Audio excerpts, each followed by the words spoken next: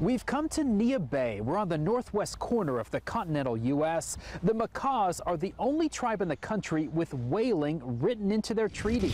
They are seeking a federal permit to hunt gray whales. The last legal hunt happened here 20 years ago, and it was controversial. In May 1999, the hunt was on, and so was the fight. There's the whale.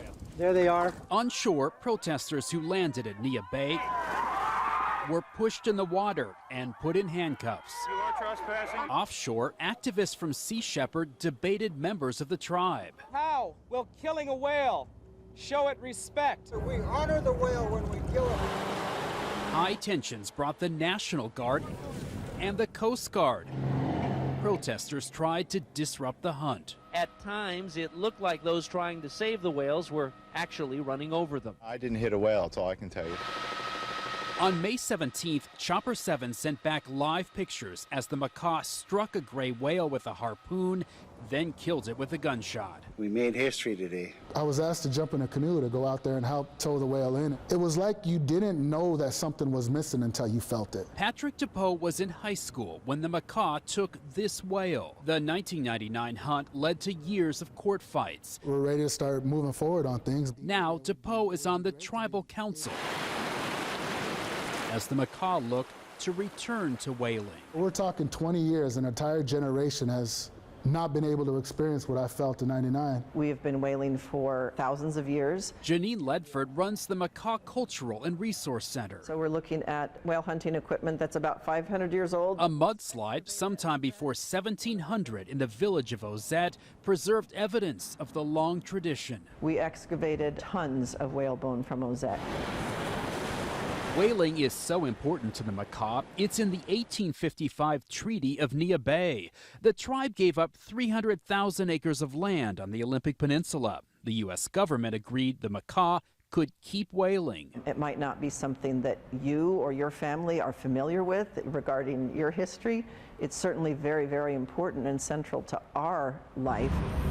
This month, an administrative law judge in Seattle will hear arguments in the Makah's long effort to resume the hunt. Federal regulators are on board. In fact, NOAA Fisheries is proposing the hunt. I've worked on this project since 2005. NOAA contractor Donna Darm tells me there are as many as 27,000 eastern North Pacific gray whales. There are plenty of these whales, it sounds like. It's a healthy population? Yes. In the 1920s, the Makah voluntarily stopped whaling when commercial hunting nearly wiped out gray whales. The whales got federal protection in the 1970s and recovered enough to be removed from the endangered species list in 1994.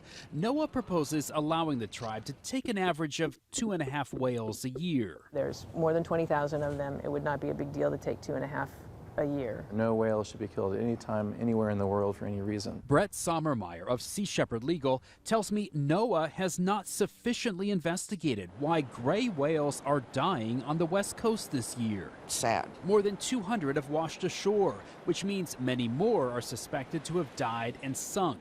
A hunt, he says, doesn't make sense. You're now putting a stressor even on the larger population of whales that's already impacted by pollution, climate change, underwater noise, and you're just adding one more thing to the mix. And coming at a time when they're washing up dead. Right, exactly. Sommermeyer says science shows whales are intelligent social creatures, and he says two other groups of whales sometimes intermingle with targets of the hunt. Western North Pacific gray whales are endangered, and there's a small group of whales that spend summers near the hunting zone. Your concern is that the Makah would get the wrong whale. We have our hunting plan set up in a way to avoid these whales. Patrick DePoe of the Makah says the whales would only be used for tribal members' subsistence. Yes, the Makah have grocery stores, but there's a lot to be said for returning back to your traditional diets. Since 1999, Makah whaling has been tied up in court and a long process for a waiver to the Marine Mammal Protection Act.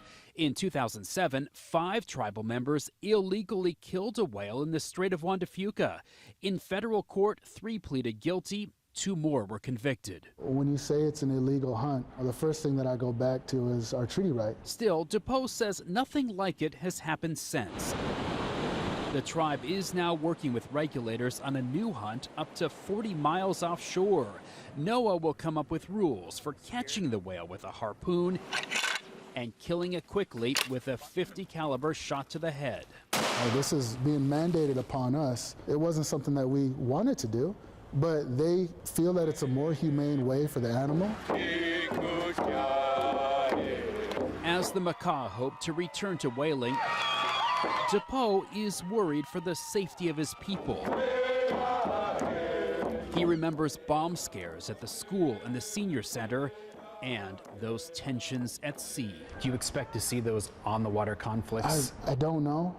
I really hope not. But we are going to take precautions, whatever those may be. 99 did open our eyes up to what people are willing to do.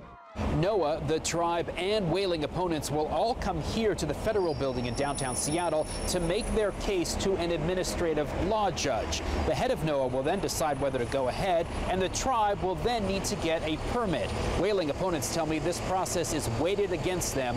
If they lose here, expect them to sue. In Seattle, Graham Johnson, Cairo 7 News.